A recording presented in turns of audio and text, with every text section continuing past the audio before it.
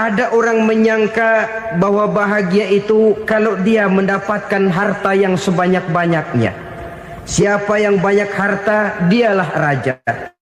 Apa yang dia mau, seluruhnya bisa dibeli. Keamanannya, dia bisa menyewa petugas. Seluruh fasilitas untuk menyenangkan kehidupannya bisa dibeli. Pendeknya, hartalah segala-galanya dalam kehidupan. Sampai ada pepatah mengatakan, Innad darahima fil amakini kulliha taksur rijala mahabatan wa jalala. Sesungguhnya harta, dinar, dirham, uang di mana-mana selalu bikin hebat orang yang memilikinya. Coba lihat, orang yang punya duit sama yang enggak punya duit, jangan gaya hidupnya, gaya jalannya aja lain. Wahia lisanun liman arada fasahatan, wahia silahun liman arada qitala. Uang adalah senjata yang paling ampuh bagi orang yang mau pergi perang, dan lidah yang paling fasih bagi orang yang mau bicara. Kalau bicara dengan lidah macet, cobalah bicara dengan harta, lancar. Sampai ada pepatah demikian, segalanya bisa diatur dengan harta. Maka di kalangan orang yang berpandangan semacam itu, seluruh kegiatan hidupnya hanya terfokus kepada bagaimana mengumpulkan harta yang sebanyak-banyaknya. Tidak peduli halal haram, tidak kenal sore pagi siang dan malam, tidak sempat sujud, jauh dari agama, jauh dari kehidupan yang bersifat ruhaniyah, jauh dari Allah dan sebagainya. Sampai dalam Al-Quran dikelompokkan dalam kelompok yang dinamakan lumazah. Allazi jama'a malahu wa addadah yahsabu anna malahu akhladah. Mereka mengumpul-ngumpulkan harta sebanyak-banyaknya dan menyangka bahwa harta yang banyak itu dapat mengekalkan hidupnya, mengekalkan kekayaannya, mengekalkan kebahagiaannya. Saudara hadirin yang berbahagia, kalau pandangan hidup ini benar, artinya kalau harta memang merupakan satu-satunya hal yang dapat membuat orang bahagia, tentu di rumah mewah tidak akan pernah ada tangis derita. Tentu di satu tempat di mana fasilitas hidup serba menunjang tidak ada yang namanya penderitaan. Tapi suka dan duka, sedih dan gembira, senyum dan tawa adalah milik setiap orang, baik dia punya harta maupun dia tidak punya harta. Nyatalah bahwa harta semata-mata bukan merupakan jaminan bahwa orang akan bahagia, walaupun tanpa harta orang sulit untuk bahagia. Saya mau cerita, ada orang super kaya, namanya Aristotle Onesimus, raja tanker Yunani. Dia punya kapal tanker saja konon sampai 11 banyaknya. Punya perusahaan penerbangan yang disebut Olympic Airlines.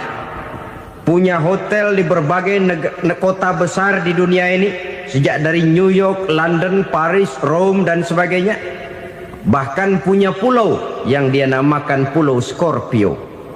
Ini kan namanya sudah kaya nggak tanggung-tanggung, punya pulau.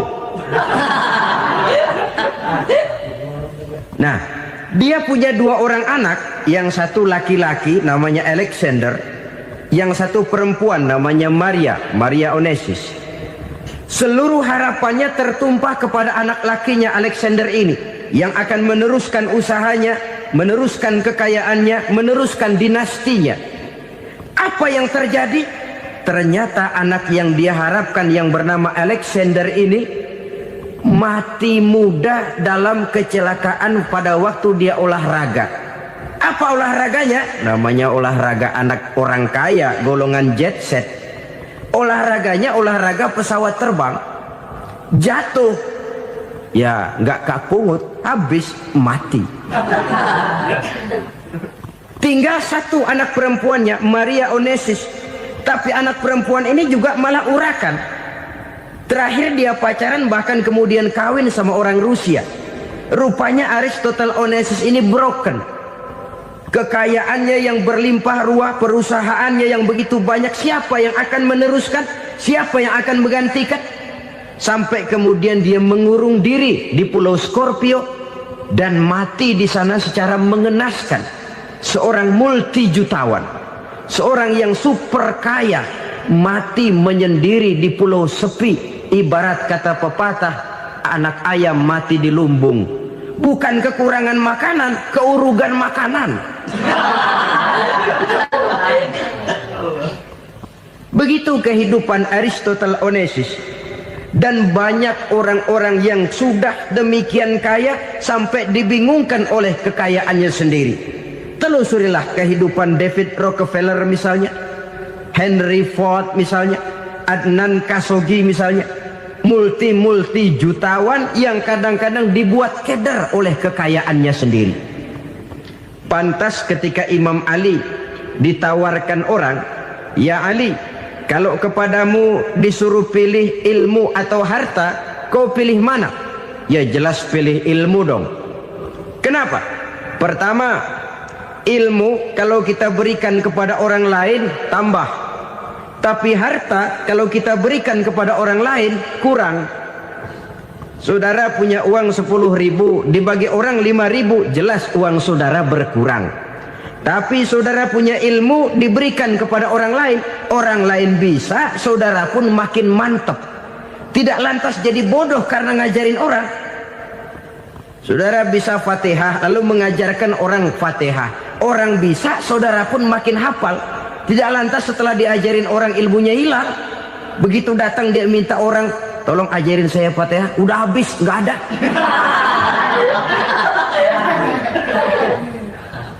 Yang kedua kata Imam Ali, ilmu menjaga kita.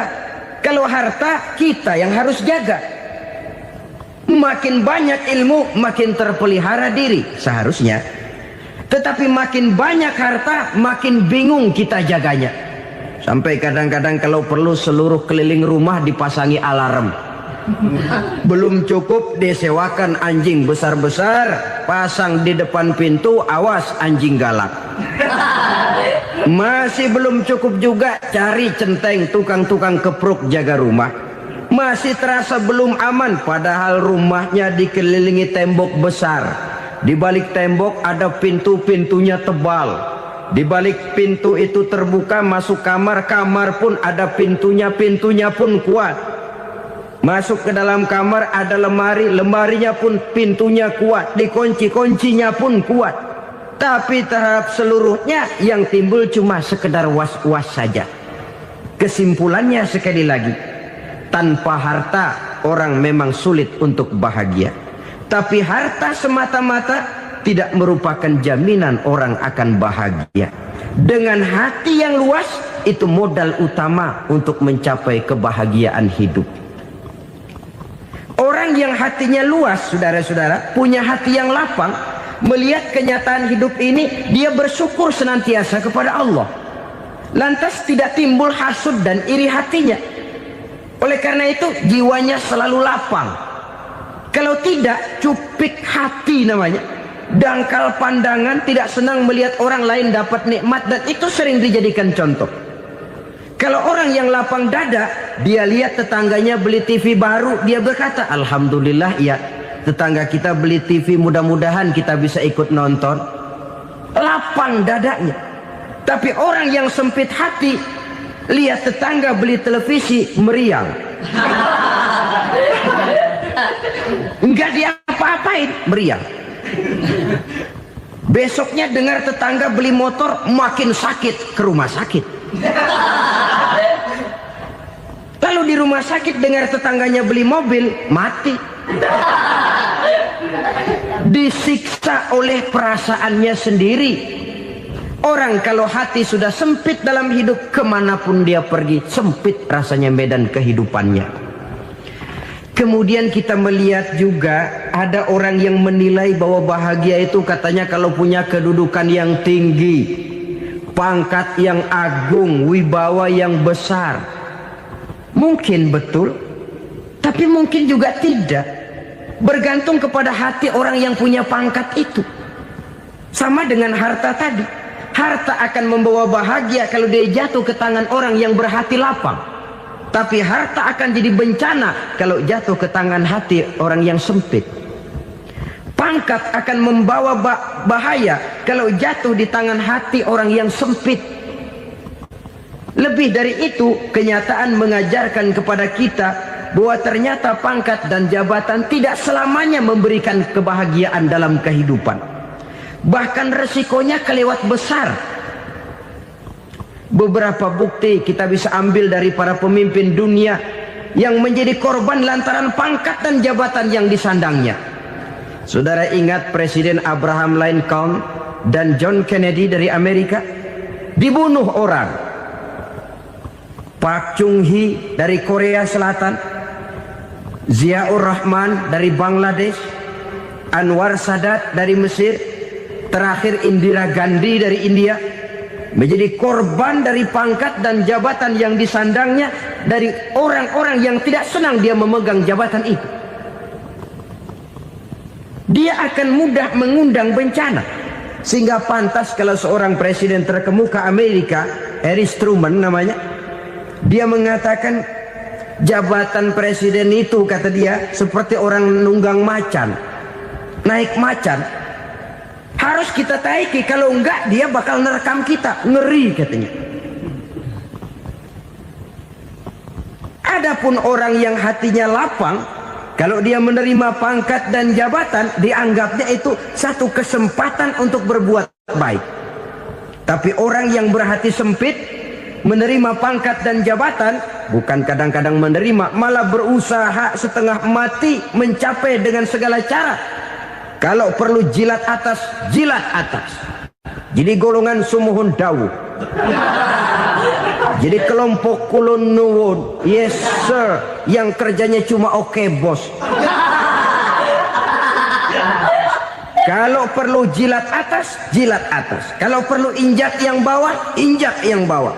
Perlu sikut kiri kanan, sikut kiri kanan. Yang penting pangkat dapat, jabatan dapat. Orang yang semacam ini, kalau sudah mempunyai pangkat dan jabatan, biasanya dia tidak menganggap itu sebagai amanah, tidak menganggap sebagai kesempatan berbuat baik, tapi malah kesempatan untuk memperturutkan hawa nafsunya yang dilatar belakangi oleh kesempitan hatinya tadi. Apalagi kalau orang memperoleh pangkat karena banyak mengeluarkan uang, seakan-akan pangkat dan jabatan itu sekarang macam proyek pakai tender. Siapa yang berani bayar segini naik, nggak berani minggir. Padahal logikanya, kalau orang mencapai satu jabatan karena banyak mengeluarkan uang, hampir bisa dipastikan bahwa setelah jabatan itu dia pegang, langkah pertama yang akan dilakukannya ialah berusaha bagaimana uang yang dia keluarkan supaya kembali. Ya paling kurang pulang modal dulu dong. Soal mikirin rakyat soal nanti, tapi ini modal harus pulang. Itu celakanya kalau orang memperoleh pangkat dan jabatan cuma karena banyak mengeluarkan uang. Jarang orang yang mempunyai keyakinan dan pandangan bahwa pangkat dan jabatan merupakan amanah. Jadi sekali lagi, pangkat dan jabatan mungkin saja membawa kebahagiaan kalau jatuh ke tangan orang yang berhati lapang. Tapi bisa jadi bencana kalau dia jatuh ke tangan orang yang mempunyai hati yang sempit. Dan lagi-lagi stresnya hati yang lapang. Lalu sebagian orang, saudara, ada yang berpandangan katanya bahagia itu kalau jadi orang terkenal, mempunyai popularitas, menjadi idola di kalangan remaja, di kalangan orang tua, di segala lapisan masyarakat. Padahal makin populer orang makin terikat dia. Ya kalau macam kita ini kan nggak punya nama, nggak populer, tengah malam buta mau nongkrong di warung Tegal aman. Tapi pangkat, jabatan, kedudukan, popularitas menyebabkan kita diikat dengan berbagai macam peraturan. Cuma mandi sama ke WC saja yang nggak dikawal.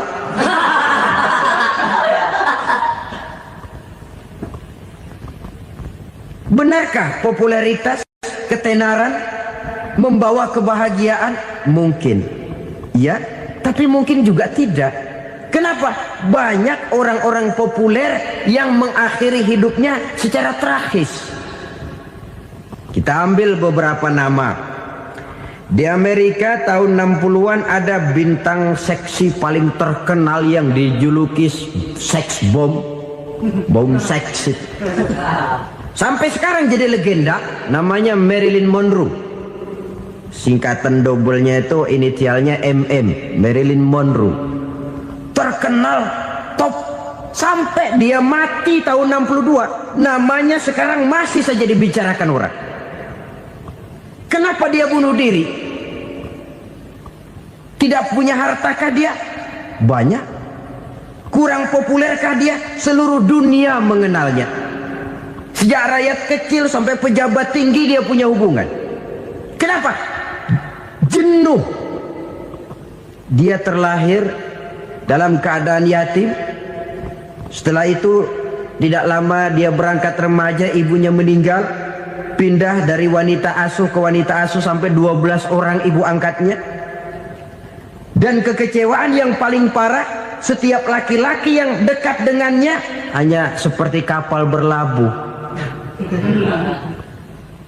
Datang dan pergi silih berganti. Padahal dia merindukan seseorang yang bisa melindungi hidupnya. Dia rindukan itu dan dia tidak pernah menemukan. Itu yang akhirnya menyebabkan dia minum pil tidur kelewat dosis, minum obat tidur kebanyakan, ya tidur terus sampai sekarang.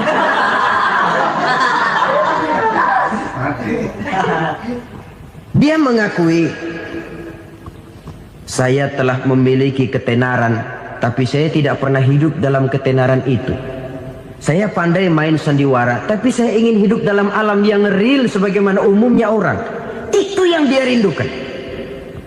Menyusul jejak yang namanya Marilyn Monroe ini, Billie Holiday, saudara kenal tentu, di rumah sakit dirawat. Dia juga minum obat overdosis, mati lagi. Jimi Hendrix minum obat tidur overdosis kelewat batas, mati lagi. Lalu yang menghanyutkan diri di danau, Janis Joplin dan Brian Jones. Ini orang-orang populer, orang-orang terkemuka yang mengakhiri hidup secara tragis, bukan karena tidak terkenal, mungkin karena sudah saking terkenalnya. Contoh paling belakangan, Bruce Lee. Wah, ini tukang-tukang kepruk tentu kenal siapa dia. Sampai sekarang pun tabir kematiannya masih merupakan misteri. Dan yang masih hidup juga menunjukkan gejala yang aneh. Michael Jackson, rumahnya di Beverly Hills itu dijaga sedemikian rupa, dan dia selalu curiga kepada setiap makanan harus steril, bersih dari segala macam kimia. Kemana dia pergi, itu tukang-tukang kepruk sudah selalu menjaga dan mengawal, dan dia seakan takut menunjukkan mukanya yang asli. Hingga kalau tampil ke tengah di luar show, dia kadang memakai pakaian yang tidak menunjukkan dia yang sebenarnya, takut dikenali orang.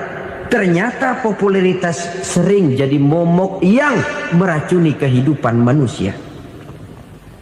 Oleh karena itu, benarlah junjungan kita pada saat beliau mengajarkan orang akan bahagia kalau dia mempunyai hati yang lapang. Nah, sekarang masalahnya untuk mendapatkan hati yang lapang, caranya bagaimana? Kita kembali kepada konsep Quran. Allah mengajarkan, ala inna bidzikrillahi tatmainnul qulub. Ketahuilah bahwa dengan banyak mengingat Allah, hati akan tenang, jiwa akan lapang. Dengan kata lain, dekat dengan agama, merasakan kehadiran Allah dekat dalam hidup. Itu muara pertama untuk mencapai hati yang lapang. Ala inna bizikrillahi tatmainnul qulub. Jangan macam orang sekarang ingin mendapatkan ketenangan lalu tapak di puncak gunung, di gua-gua, di tempat sepi. Iyalah kalau nggak ada ular. Kalau tergigit ular berbisa, ketenangan belum, mati jelas itu. Islam positif untuk mendapatkan ketenangan. Ala inna bizikrillahi tatmainnul qulubi. Bahwa ketahuilah bahwa dengan banyak mengingat Allah, hati akan tenang, jiwa akan lapang, nuansa pikiran akan luas. Karena yang namanya bahagia ada dimanapun manusia berada. Di kampung ada bahagia, di kota ada bahagia, di ngarai, di lembah, di gunung, di hutan, di lautan, di angkasa luar, dimanapun bahagia itu ada kalau kita bermodalkan hati yang lapang ini. Dan hati akan lapang kalau kita dekat dengan agama. Dekat dengan harta buat sementara hati mungkin tenang, tapi ketenangan yang relatif dan temporer. Apalagi orang tiap kali tambah harta, tiap kali tambah rencana. Itu wajar. Mungkin sebelumnya saudara berpikir, kalau punya duit 5.000 enak nih. Begitu punya duit 5.000, aduh sayang kalau 10.000 aja. Tiap kali tambah harta, tiap kali lain rencana. Makin banyak rencana, makin menjauhkan kita dari yang namanya ketenangan. Padahal ketenangan merupakan unsur utama untuk mencapai bahagia. Dan ketenangan itu bermuara dalam hati manusia. Tengoklah kehidupan ini. Orang yang banyak harta dengan orang miskin, berbedakah rasa sakit yang mereka tanggungkan? Rasanya tidak. Walaupun si kaya tidur di kasur empuk berselimutkan sutra mahal, sementara si miskin meringkuk di balai bambu yang keras dan kasar. Apabila maut datang, dia juga tidak pernah pilih bulu.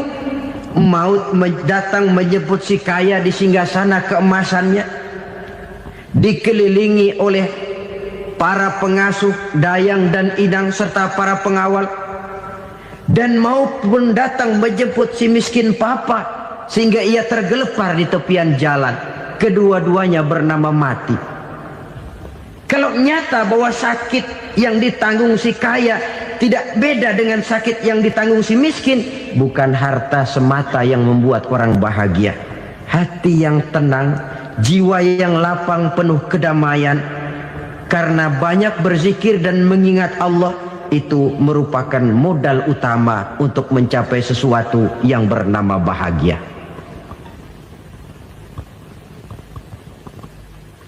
Saudara hadirin yang saya hormati, inilah yang pertama dari 4 ciri yang digambarkan oleh Nabi tentang tanda-tanda orang bahagia. Dan harus berangkat dari yang pertama ini, hati yang lapang. Ini yang harus kita miliki lebih dahulu. Baru nanti akan menyusul kepada poin yang ketiga, kedua, dan selanjutnya. Sebab kalau hati sudah terisi dengan jiwa yang lapang, seluruh persoalan insya Allah akan bisa kita atasi dengan sebagaimana mestinya. Yang kedua sekarang, tanda orang bahagia menurut baginda Nabi, markabun syariah. Orang bahagia itu, kata beliau, punya kendaraan biar cepat asal lancar.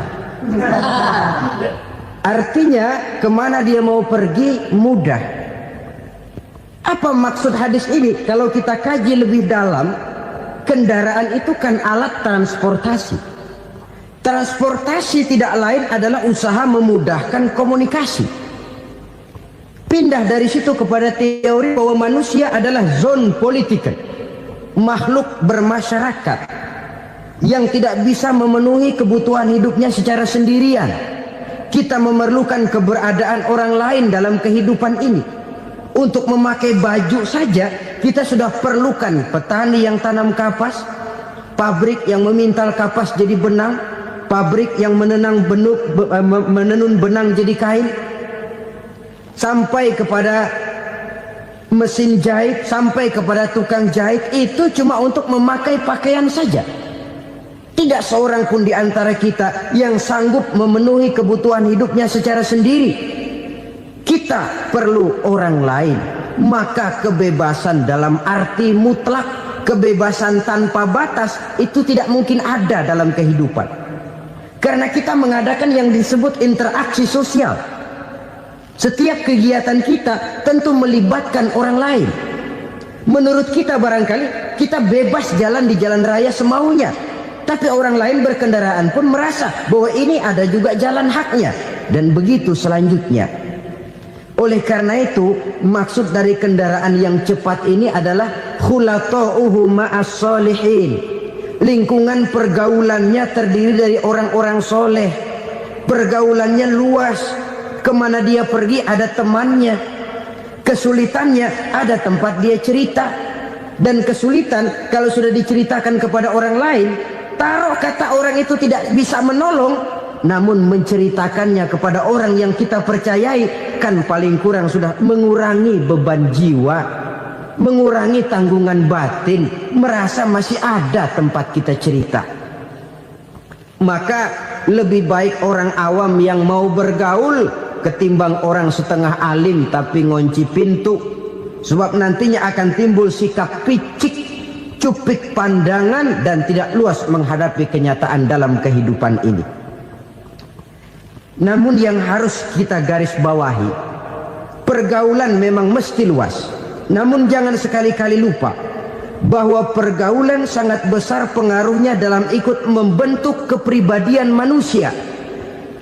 Sehari-hari bisa kita bilang, kalau kita dekat sama tukang minyak wangi, sekalipun nggak dibagi minyaknya, baunya tentu dapat. Betul? Tapi dekat sama tukang elas, walaupun nggak kena apinya, asapnya mesti kena. Kalau Syauqi mengatakan lebih jelas lagi, man asyaral asrafa asa musyarrafan wa muasyiral anzali ghairu musyarrafin. Awalam taral jildal hakira muqabbalan bisagri lamma sara jildal mushaf. Siapa yang bergaul dengan orang mulia, dia bakal ikut menjadi mulia. Tapi siapa yang berteman dengan orang hina, dia tidak bakal ikut menjadi mulia. Tidakkah kau lihat, kata Syauqi, kulit kambing yang hina pun dicium orang ketika menjadi kantong Quran. Kulit kambing hina, kalau dia sendirian gak ada yang mau cium. Tapi begitu dia bergaul dengan Quran, menjadi kantong Quran, dipakein minyak wangi, ditaruh di tempat yang tinggi, mau diambil dicium dulu, dibawa dengan penuh hormat dan hati-hati. Kulit kambing yang hina lantaran berteman dengan Quran, numpang mujur. Tapi coba lihat kalau kulit kambing berteman dengan kayu, jadi beduk, habis. Zohor dikemplang, asar dipukul. Itu pun sedikit saja, cuma salah milih teman. Yang temannya Quran dihormati orang, yang temannya kayu lantaran jadi beduk, gelap-gelap subuh orang udah kemplangnya.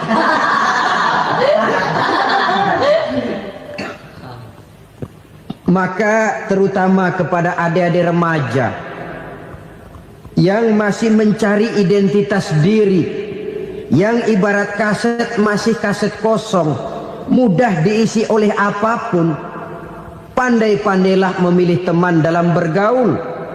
Karena banyak orang yang tadinya baik-baik, ketika terseret dalam pergaulan dengan orang yang tidak baik, kebaikannya menjadi lentur dan luntur.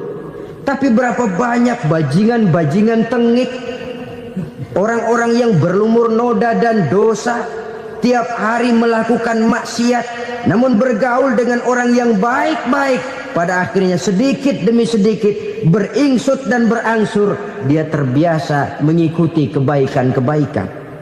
Saya tekankan ini kepada remaja karena mereka masih mencari identitas diri. Apa yang mereka lihat mereka mau, apa yang mereka dengar mereka ingin tahu. Coba lihat kehidupan remaja. Pulang nonton film Rambo, pengen jadi Rambo, gagah, maunya belekai melulu. Pulang nonton film Superman, pengen bisa terbang. Pulang nonton India, nyanyi melulu. Wajar, mereka masih mencari identitas diri. Saya ini sebenarnya siapa? Lingkungan, pergaulan akan membentuk itu. Karena itu pandai-pandailah bergaul, karena ia sangat besar pengaruhnya dalam ikut membentuk kepribadian manusia. Apalagi sifat yang jelek lebih cepat menularnya ketimbang sifat yang baik. Sifat yang baik, watak yang soleh itu lambat sekali untuk menular. Tapi yang tidak baik kan prosesnya mah kalau remaja biasanya mula-mula dengar. Karena dengar lalu pengen tahu.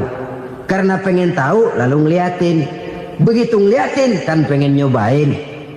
Setelah nyobain ketagihan. Nah, ini prosesnya.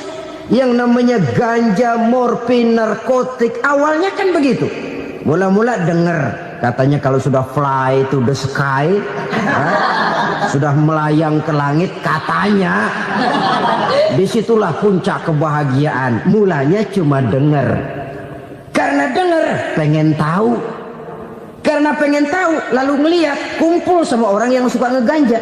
Setelah ngeliat, nah pengen ngerasain. Begitu ngerasain enak juga, ketagihan. Kalau sudah ketagihan jadi penyakit kronis, bisa merembet kepada yang lain. Iya kalau orang tuanya mampu untuk beli morfin, beli ganja. Kalau tidak kan pikirannya ngayap, jemuran siapa ya gue sahabat. Timbullah perbuatan-perbuatan negatif yang bermula dari salah pergaulan. Apalagi buat adik-adik remaja yang tinggal di kota-kota besar, yang pengaruh budaya, pengaruh kesenian, pengaruh struktur kehidupan yang nampak makin individualistis, di mana persaingan tajam, tensi ekonomi tinggi, orang mudah mengalami stres. Pandai-pandailah dalam bergaul, sekali lagi karena ia sangat besar pengaruhnya dalam ikut membentuk kepribadian manusia. Orang bahagia punya kendaraan yang cepat, artinya punya pergaulan yang luas, dan lingkungan pergaulannya terdiri dari orang-orang yang soleh. Kemana dia pergi ada teman, kesulitannya ada tempat dia cerita. Tapi kalau sudah menyendiri, hidup sendiri, kesulitan dipikiri sendiri, bisa mati belum waktunya. Tidak ada tempat berbagi rasa, tidak ada tempat bercerita, tidak ada tempat mengurangi beban dalam kehidupan. Pantas betul kalau Islam sangat menggalakkan dan menganjurkan orang kalau sudah sampai waktunya itu untuk melangsungkan nikah. Kata Nabi, ya ma'syaras syabab man istata'a minkumul ba'at falyatazawwaj. Hai para pemuda, kalau sudah mampu memberi nafkah, kawinlah, nikahlah kamu. Kenapa? Sudah ada teman hidup, tempat berbagi rasa. Kesulitan kalau ada tempat cerita akan lebih ringan ketimbang kita telan sendiri, walaupun bobot kesulitannya sama beratnya. Saudara-saudara kaum muslimin rahimakumullah, inilah ciri yang kedua, punya kendaraan biar cepat asal lancar. Kemana kita mau pergi gampang. Dengan kata lain, setelah hati yang luas, pergaulan yang luas. Dua. Yang ketiga sekarang, tanda orang bahagia itu menurut Nabi, misbahun mudhi'un, punya lampu yang terang. Oh, itu enggak problem. Sekarang sudah zamannya listrik masuk desa, Pak. Lampu sudah terang semua. Betul, kalau itu yang dimaksud. Tapi tidak cuma itu. Karena lampu yang dimaksud di sini, lampu yang akan menerangi seluruh perjalanan hidup. Dan perjalanan hidup itu sudah dimulai sejak kita terlahir ke alam ini, sampai masuk ke alam barzah, kumpul di padang mahsyar, sampai ke akhirat. Lampu yang menerangi itu yang diperlukan. Kalau lampu, katakanlah yang paling top sekarang kan lampu jenis Mercury. Taruhlah itu di rumah kita, dia cuma menerangi rumah kita. Menerangi hati pun tidak sanggup.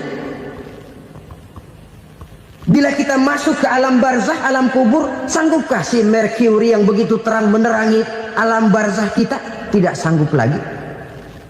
Sanggupkah lampu yang ratusan watt, bahkan puluhan ribu watt menerangi kehidupan di padang mahsyar? Tidak akan sanggup lagi.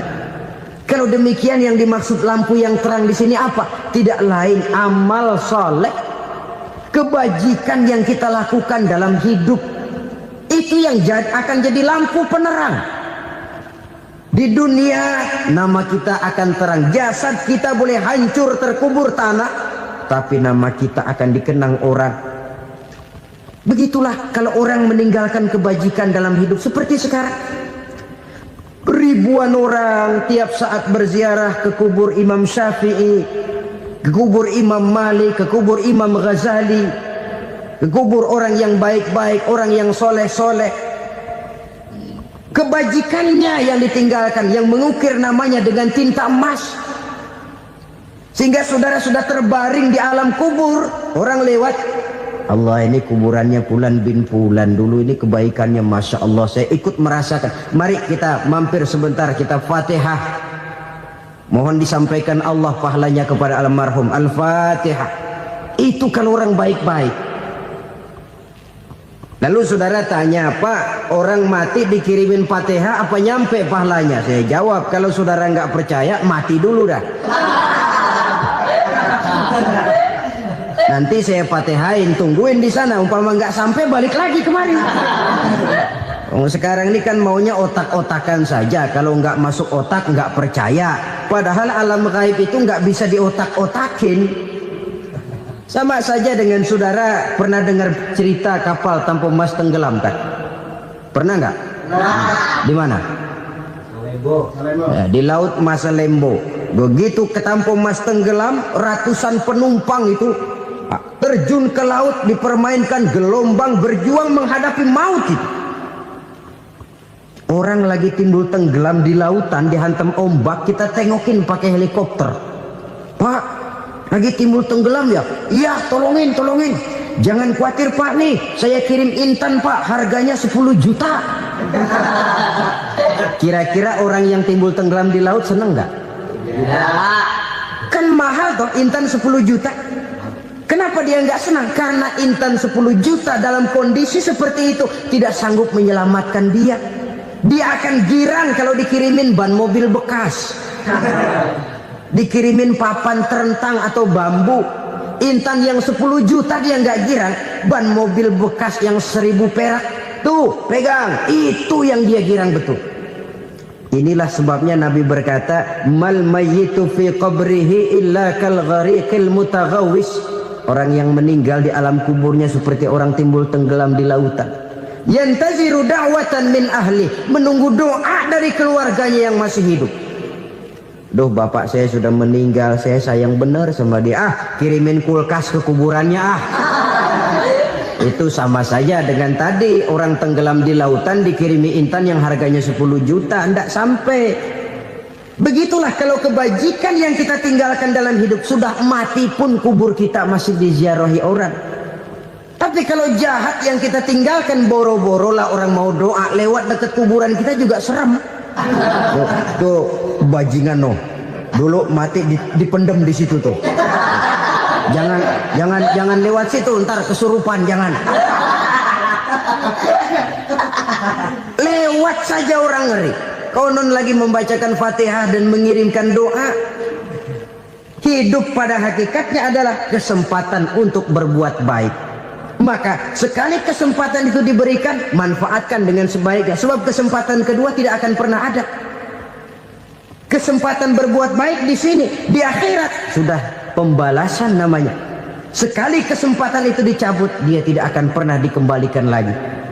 Kata Iqbal, hidup tidak mundur ke belakang, Bung. Berhenti diinjak orang, mundur hancur. Tidak ada kata mundur dalam hidup ini. Berhenti diinjak orang, mundur kecebur. Tidak ada kata lain, harus maju dalam kehidupan dalam artian yang positif. Hidup adalah kesempatan untuk mengumpulkan kebajikan yang sebanyak-banyaknya. Di situ nilai daripada manusia. Sekarang ini memang nggak kelihatan kok, orang yang banyak pahala sama yang banyak dosa nggak kelihatan kok. Barangkali kalau habis bikin dosa palanya pada benjol, mungkin orang takut sama dosa. Tapi sekarang sama saja, orang yang banyak dosa dengan yang nggak banyak dosa jalan bareng dari belakang, sama, nggak kelihatan beda. Tapi ada waktunya di mana pahala memegang peranan, di mana dosa diperlihatkan. Sama saja kalau kita bawa mobil siang, lampu kan nggak begitu berfungsi. Apa lalu bilang, alah ini lampu berat-beratin, copot-copotin aja dah. Tidak, perlu begitu. Kenapa? Pada satu saat malam senja akan datang. Bila matahari terbenam, senja pun datang, gelap mulai merayap, disitulah baru terasa perlunya lampu. Pahala begitu. Sekarang orang yang nggak ada pahalanya nggak kelihatan dalam kehidupan. Tapi pada satu saat senja kehidupan akan datang. Ajal merenggut nyawa, malam merayap, dan hidup mulai diliputi kegelapan di alam barzah. Dikala itu kalau nggak punya lampu, alangkah malangnya kita. Sebab amal yang baik, kata Nabi, di alam barzah itu akan diciptakan menjadi perempuan yang cantik menemani kita. Amal yang jahat akan menjadi orang yang paling jelek nemenin kita. Sudah di tempat gelap yang nemenin jelek.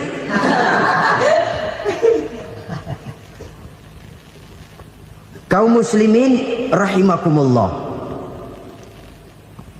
Kalau demikian masalahnya, tergantunglah kita pandai memanfaatkan waktu. Al-waktu kasayf. Waktu itu cepat sekali. Yang namanya waktu itu tahu-tahu. Tahu-tahu. Udah tahun 87. Tahu-tahu. Udah begitu. Tahu-tahu. Yang kemarin anak-anak, sekarang udah pada punya anak. Tahu-tahu saja itu. Begitu cepat waktu berlalu. Kalau tidaklah pandai kita memanfaatkannya, akan rugi kita. Nabi bersabda, "Man kana yaumuhu khairun min amsihi fahuwa rabih." Barang siapa yang hari ini lebih baik daripada hari kemarin, itu orang untung. Hari ini lebih baik daripada kemarin. Bulan ini lebih baik dari bulan kemarin. Tahun ini lebih baik dari tahun kemarin. Itu orang yang beruntung.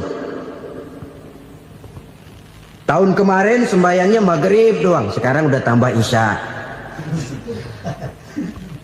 Tahun kemarin cuman Idul Fitri aja ngancem bener, sekarang udah tambah Jumat, lalu tambah lagi maghrib, tambah lagi isya, dan selanjutnya. Hari ini lebih baik daripada kemarin, itu orang yang beruntung.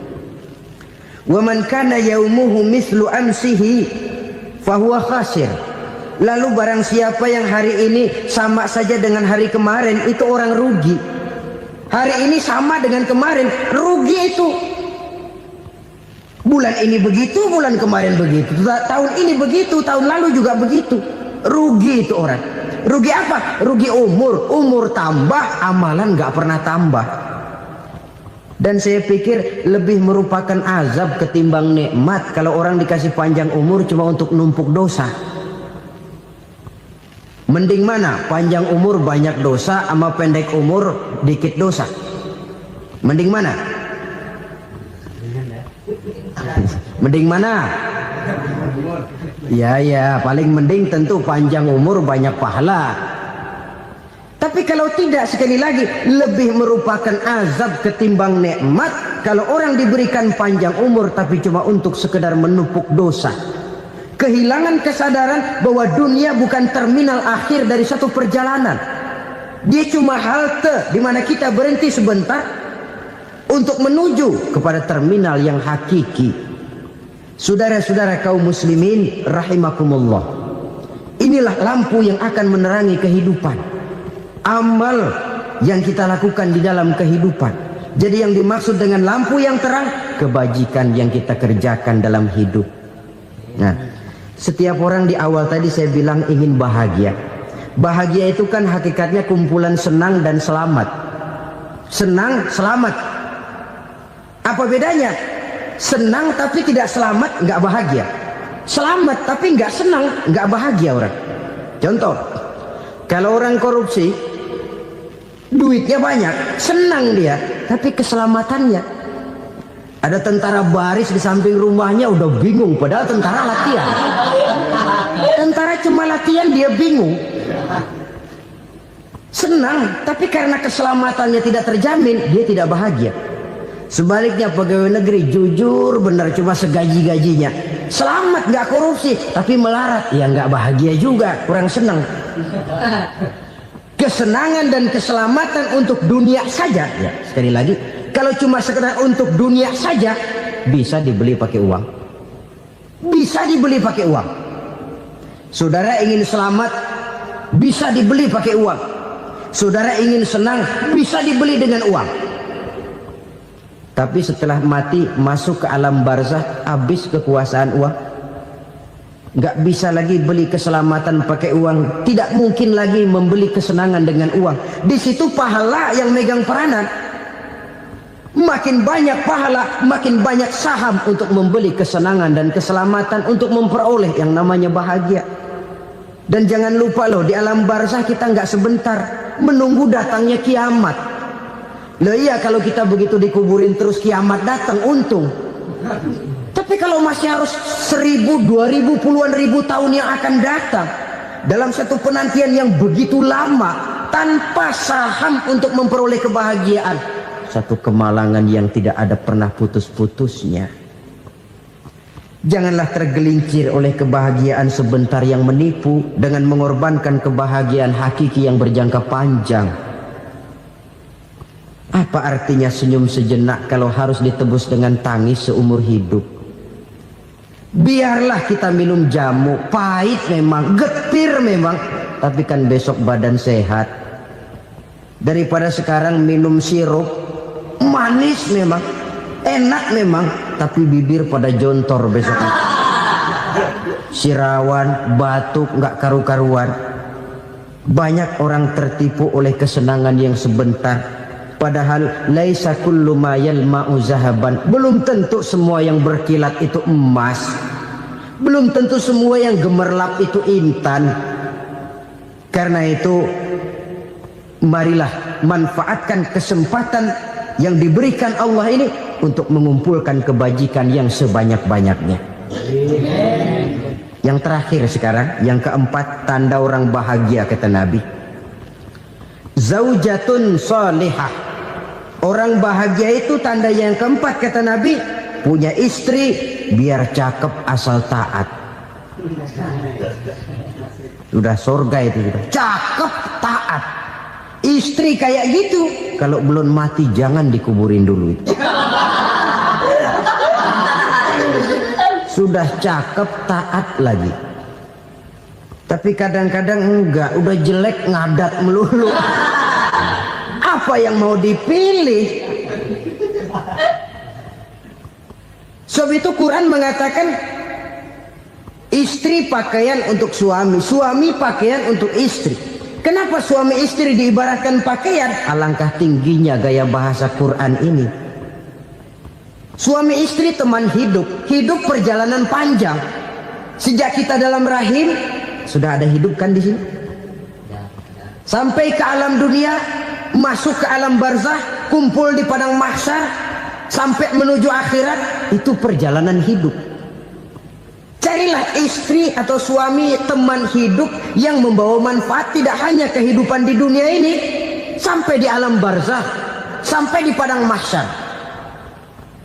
Suaminya mungkin meninggal lebih dulu, atau istrinya mungkin meninggal lebih dulu, tapi suami atau istri yang masih hidup berbuat kebajikan. Suami saya meninggal, ada hartanya, saya sedekahkan, niat pahala untuk almarhum suami saya. Ini teman hidup. Tidak dibatasi dan tidak bisa dipisahkan oleh maut sekalipun. Zohirnya mungkin pisah, badannya mungkin pisah, tapi hatinya, jiwanya, kebersamaannya dalam menghadapi kehidupan. Karena itu, saudara-saudara, bahasa Quran indah. Suami istri diibaratkan seperti pakaian. Apa fungsi pakaian? Pertama, pakaian jadi kebanggaan. Artinya suami harus menjadi kebanggaan istri, istri harus jadi kebanggaan suami. Yang kedua, pakaian itu kan fungsinya menutup aurat. Artinya sesama suami istri harus saling menjaga kekurangan masing-masing. Jangan malah sesama suami istri saling membongkar rahasia dan aibnya sendiri-sendiri. Istrinya diceritain jeleknya di mana-mana, atau suaminya dibongkar rahasianya di pasar umum. Itu sudah tidak lagi berfungsi sebagai pakaian. Kenapa semua ini diperlukan? Karena kita menyadari bangsa yang baik terdiri dari masyarakat yang baik. Masyarakat yang baik merupakan susunan dari warga yang baik. Warga yang baik adalah terdiri dari rumah tangga yang baik. Dan rumah tangga yang baik merupakan susunan dari pribadi-pribadi yang baik. Dari situ langkah dimulai. Membangun satu bangsa yang baik diawali dengan membangun rumah tangga yang baik, dengan menciptakan pribadi-pribadi yang baik. Sehingga dari sini diharapkan berkembanglah nilai-nilai kebaikan. Orang akan bahagia mempunyai istri yang soleh. Kenapa? Tidak ada seorang suami bisa sukses jadi apapun dia, apapun profesinya, dokterkah, kiaikah, mubalikah, petanikah, pengusahakah, pejabat tinggikah, tidak ada seorang suami yang bisa sukses tanpa peran serta istrinya. Walaupun memang peranan itu tidak begitu kelihatan, tapi sangat menentukan. Karena itu, saudara hadirin yang saya hormati, Islam sangat menghargai kaum wanita, memberikan kedudukan yang tinggi sepanjang tidak mematikan kodrat kewanitaannya. Nah, kalau sudah kesuksesan ini diawali dari rumah tangga, karier di masyarakat mudah untuk dikejar. Tapi keberantakan di rumah tangga merupakan kegagalan pertama di tempat lain. Sesungguhnya harta, dinar, dirham, uang di mana-mana selalu bikin hebat orang yang memilikinya. Coba lihat, orang yang punya duit sama yang enggak punya duit, jangan gaya hidupnya, gaya jalannya aja lain. Wahia lisanun liman arada fasahatan, wahia silahun liman arada qitala. Uang adalah senjata yang paling ampuh bagi orang yang mau pergi.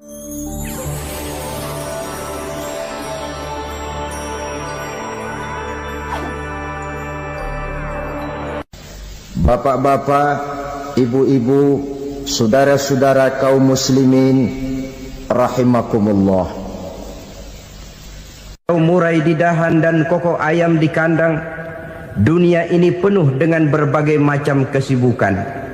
Sejak dari petani yang turun ke ladang, pedagang yang berangkat ke pasar, pelajar yang menuju sekolah, sampai kepada pegawai yang berangkat ke kantor, seluruhnya tidak lain untuk mencari sesuatu yang bernama bahagia. Setiap orang menginginkan kebahagiaan, dan tidak seorang pun menginginkan kesengsaraan dalam kehidupan ini. Namun nyatanya tidak setiap orang yang ingin bahagia mengetahui jalan yang harus ditempuhnya untuk sampai kepada kebahagiaan itu. Maka pada kesempatan pertemuan kali ini, saya ingin menyampaikan sebuah hadis dari junjungan kita baginda Nabi besar Muhammad sallallahu alaihi wasallam yang termuat dalam kitab Mukhtarul Ahadits An-Nabawiyah, di mana beliau bersabda, arba'un min sa'adatil mar'i. Ada 4 perkara yang merupakan tanda dari orang bahagia. Saya mau tanya, di antara saudara-saudara yang hadir di sini, apa ada yang kepengen jadi orang sengsara?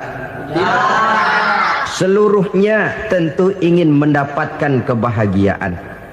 Maka menurut resep dari Nabi kita, tanda orang bahagia itu 4. Jadi kalau saudara ingin bahagia, harus mempunyai 4 perkara ini.